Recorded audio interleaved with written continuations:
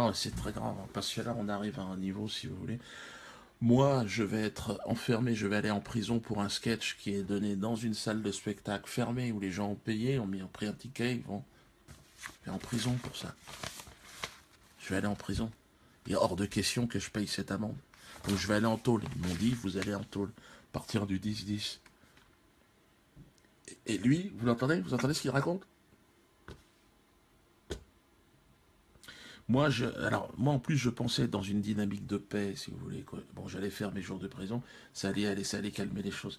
Mais bon, comment se fait-il que je sois en prison et que ce genre d'individu puisse commencer à parler comme ça? C'est quand même énorme, hein. Moi, je suis pour une liberté d'expression totale. Mais comme le dit très justement Bruno Mazur, je veux dire, la liberté d'expression, elle existe uniquement pour Zemmour et les siens.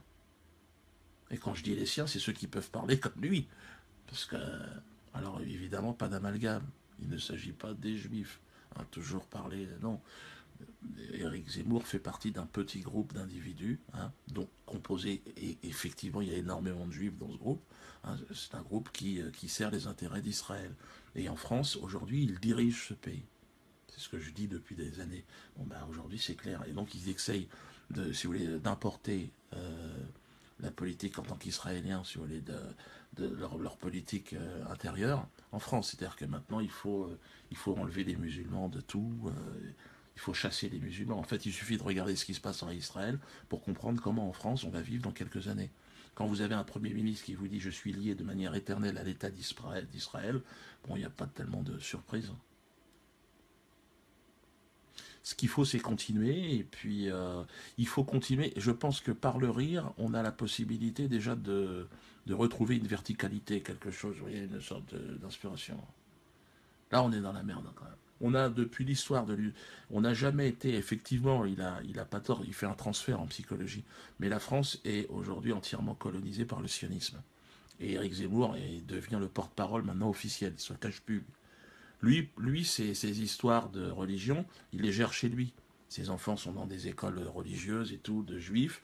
Il mange comme un juif avec les deux frigos, tout ça. Mais par contre, il ne veut pas que les autres... et les chrétiens, bon, par exemple, je suis d'origine chrétienne et je vis dans un milieu chrétien, pour l'instant, on a encore le droit d'être là. Mais je pense que ça n'a pas duré longtemps, hein. Alors les musulmans, par contre, il faut tous les tuer, hein. Ça, je pense que c'est ce qu'on comprend.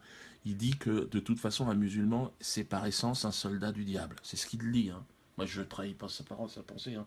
Il le dit. Il le dit que, de toute façon, être un bon musulman, c'est être en guerre, c'est être un djihadiste. Donc, vous savez, moi, je dis au peuple, détendez-vous. Bien sûr qu'il vous provoque. Bien sûr que la parole d'Éric Zemmour est là pour que, dans les quartiers, des jeunes se radicalisent. C'est fait pour ça, hein. Mais ne vous laissez pas prendre au jeu de la colère, hein. C'est un piège. Il faut rire. Mais ça devient de plus en plus difficile, hein. Moi, je vais en tôle, hein, donc je rigole, mais il faut prendre sur soi quand même, hein. C'est un exercice.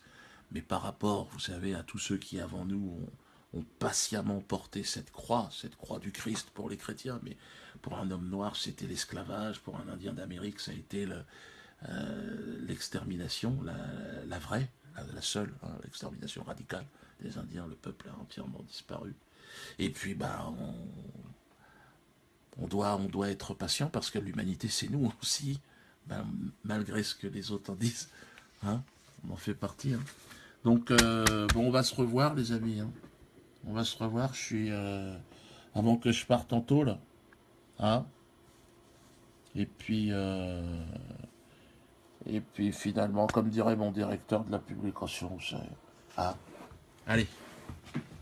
Parce que faut que je regarde le droit là, parce que à un moment donné.